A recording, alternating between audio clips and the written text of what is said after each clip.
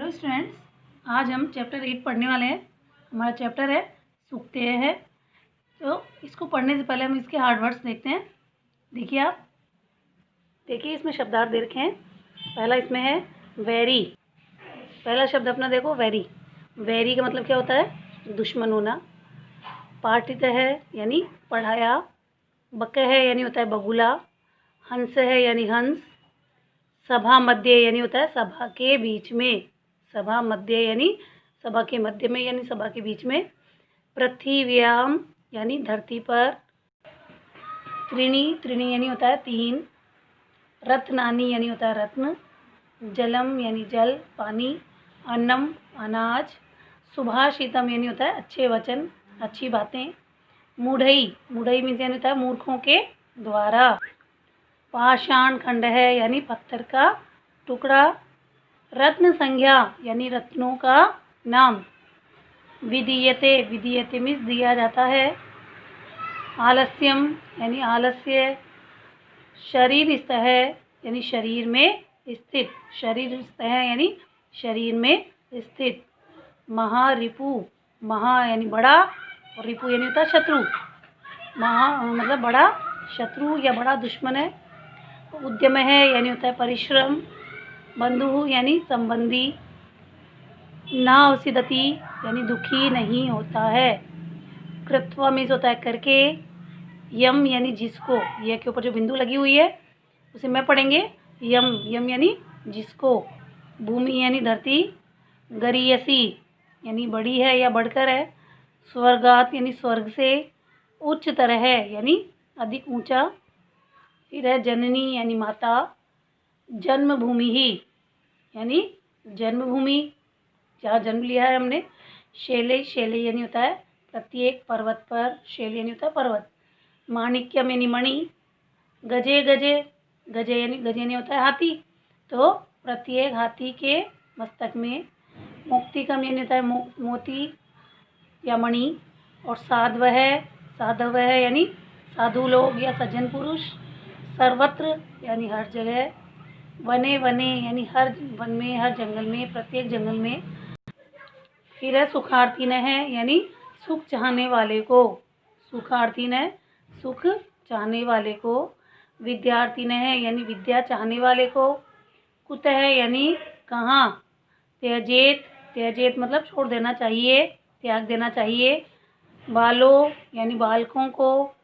शोभते यानी सुशोभित होना या अच्छा लगना। यथा, यथा का अर्थ होता है जैसे। फिर है समो यानी समान। और अपि, अपि यानी भी। अब देखिए इसके, अब हम इसका श्लोक देखते हैं, सूक्ति देखते हैं। तो इसमें पहले जो है वो है माता शत्रु पिता वैरी येन बालो न पाठित है न शोभते सभा मध्य हंस मध्य बकोयता। अब इसमें क्या बोल रहा है? माता शत्रु पिता वैरी, यानी वह माता शत्रु है, दुश्मन है, और पिता भी वैरी है, पिता भी दुश्मन है। ये बालो नए पाठित है, ये मतलब जो बालो यानी बालक को नए पाठित है नहीं पढ़ाते, न मतलब नहीं पाठित है यानी पढ़ाते, यानी वह माता शत्रु है और पिता दुश्मन है जो अपने बालकों को, अपने बच्चों को नहीं पढ़ाते हैं। न शोभते सभा मध्य हंस मध्य बको यथा, यथा यानी जैसे। हंस मध्य यानी हंसों के बीच में। बको यानी बगुला।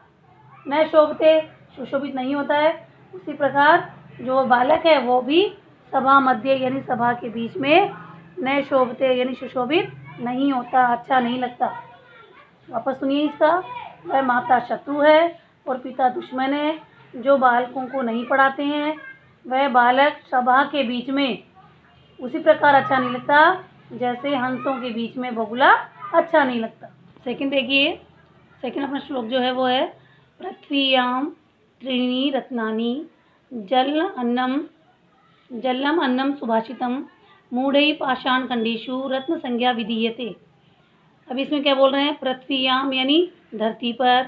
त्रीणि यानी तीन। रत्नानि यानी रत्न। क्या है तीन रत्न?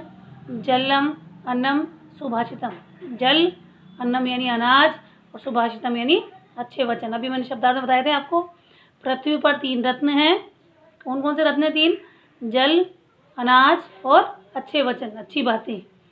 मूढ़ई यानी मूर्खों के द्वारा, पाषाण खंडेशु यानी पत्थर के टुकड़ों को, रत्न संज्ञा रत्नों का नाम, विधीयते यानी दिया जाता है। यानी जो मूर्ख लोग होते हैं वो पत्थर के टुकड़ों को ही रत्न मान लेते हैं, जबकि पृथ्वी पर 3 रत्न हैं, जल, अनाज और अच्छे वचन। देखिए थर्ड श्लोक अपना, आलस्यम ही मनुष्याणाम शरीरस्थो महारिपुः नास्त्य उद्यम समो बंधुः कृत्वा यम नावसिदति। यानी आलस्यम यानी आलस्य ही, मनुष्याणाम यानी मनुष्यों में, शरीरस्थो यानी शरीर में स्थित, महारिपु यानी बड़ा शत्रु है। आलस्य ही मनुष्य के शरीर में स्थित सबसे बड़ा शत्रु होता है। आलस्य जानते हैं यानी परिश्रम नहीं करना, तो इसमें क्या बोला जा रहा है कि आलस्य ही मनुष्य के शरीर में स्थित सबसे बड़ा शत्रु है, सबसे बड़ा दुश्मन है। नास्त्य उद्यम समूह बंधु, और बंधु यानी होता है संबंधी, समूह यानी समान, बंधु किसे जो ये दे रखा है, नास्त्य उद्यम, उद्यम यानी होता है परिश्रम, नास्त्य यानी नहीं है, यानी परिश्रम के समान कोई बंदी नहीं, संबंधी नहीं है। कृत्वा यम नावसिदति, कृत्वा मिस करके, यम यानी जिसको, नावसिदति मतलब दुखी नहीं होता है, यानी परिश्रम के समान कोई संबंधी नहीं है, कोई बंधु नहीं है, और उसको करके यानी परिश्रम को करके कोई भी दुखी नहीं होता है। यानी जो व्यक्ति परिश्रमी होता है, जो अपना कार्य स्वयं कर लेता है, वह कभी भी दुखी नहीं होता है। लेकिन जो व्यक्ति आलसी होता है, परिश्रम नहीं करता है, जो दूसरों पर निर्भर रहता है, वह हमेशा ही दुखी रहता है। इसलिए इसमें बताया गया है कि परिश्रम के समान कोई संबंधी नहीं है, बंधु नहीं है, यानी साथ देने वाला नहीं है। हम अगर परिश्रम करते हैं तो हम कभी भी दुखी नहीं होते हैं। भूमेः गरीयसी माता स्वर्गात् उच्चतरः पिता जननी जन्म भूमिश्च स्वर्गात् अपि गरीयसी। अब इसमें देखो क्या बता रखा है, भूमे यानी धरती, गरीयसी में बड़ी है धरती से, कौन बड़ी है? माता, धरती से बड़ी माता होती है। स्वर्गात् उच्चतरः पिता, स्वर्गात् यानी स्वर्ग से, उच्चतरः यानी अधिक ऊंचे हैं, कौन? पिता, यानी धरती से बड़ी माता होती है और स्वर्ग से भी अधिक ऊंचे पिता होते हैं। जननी जन्मभूमिश्च, जननी मीन्स माता, और जन्मभूमि यानी जहाँ हमने जन्म लिया है, हमारी मातृभूमि। स्वर्गात यानी स्वर्ग से, अपि यानी होता है भी, गरीयसी यानी बढ़कर है, माता और मातृभूमि स्वर्ग से भी बढ़कर है। तो हमें अपनी माता की और अपनी मातृभूमि की रक्षा करनी चाहिए, उसकी रक्षा करने में ही अपने जीवन को न्यौछावर कर देना चाहिए। ठीक है, हाँ, तो इसमें क्या बताया गया है कि हमारी जो धरती है उससे भी बड़ी माता है। पहले माता की सेवा करो, माता की रक्षा करो, माता से प्रेम करो। जब माता से प्रेम करोगे तो ही धरती माता से प्रेम कर पाओगे। और स्वर्ग से भी ऊंचे पिता को बताया गया है। साथ ही क्या बताया गया है कि हमें अपनी माता और मातृभूमि स्वर्ग से भी प्यारी है, स्वर्ग से भी बढ़कर होती है हमारे लिए माता और मातृभूमि, इसलिए हमें उसकी सेवा करनी चाहिए, उसकी रक्षा करनी चाहिए, उससे प्रेम करना चाहिए। फिर है नेक्स्ट, शैले शैले न माणिक्यम मौक्तिकम न गजे गजे साध्वो न ही सर्वत्र चंदनम न वने वने।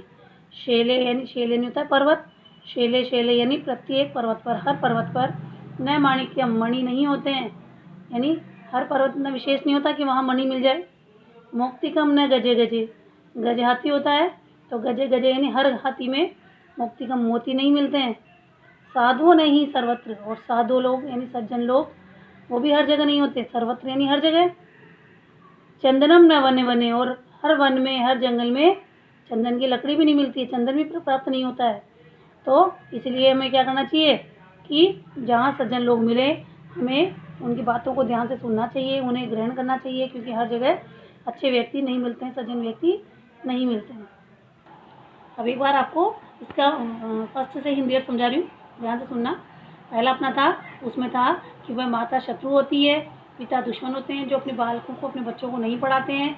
वे बच्चे सभा के बीच में उसी प्रकार सुशोभित नहीं होते जैसे हंसों के बीच में बगुला अच्छा नहीं लगता। हाँ, देखिए दूसरा है अपना कि पृथ्वी पर 3 रत्न माने गए हैं, जल, अनाज और अच्छे वचन। लेकिन जो मूर्ख लोग होते हैं उन मूर्खों के द्वारा पत्थर के टुकड़ों को भी रत्नों का नाम दे दिया जाता है। यानी वो मूर्ख लोग जो हैं पत्थर के टुकड़ों को भी रत्न मान लेते हैं। थर्ड में था आपने कि आलस्य मनुष्य के शरीर में स्थित सबसे बड़ा दुश्मन होता है, शत्रु होता है। वो हमेशा दूसरों पर निर्भर रहता है, इसलिए वो व्यक्ति दुखी रहता है। लेकिन परिश्रम के समान कोई संबंध ही नहीं होता, क्योंकि उसको करके व्यक्ति कभी दुखी नहीं होता है। और अपना कि धरती से बड़ी माता होती है, स्वर्ग से भी अधिक ऊंचे पिता होते हैं, और माता और मातृभूमि स्वर्ग से भी बढ़कर होती है। इसलिए हमें अपनी माता और अपनी मातृभूमि से प्रेम करना चाहिए। और लास्ट है अपना कि हर पर्वत पर मणि नहीं होते, हर हाथी में मोती नहीं मिलते हैं, साधु भी हर जगह नहीं मिलते, और ना ही हर जंगल में, हर वन में चंदन मिलता है। इसलिए जहाँ इनकी उपयोगिता है, जहाँ ये पाए जाते हैं, हमें उनकी रक्षा करनी चाहिए। साधु हैं, उनकी अच्छी बातों को हमें ग्रहण करना चाहिए, उनके उपदेशों को मानना चाहिए, ताकि हम अपना जीवन सुधार सकें।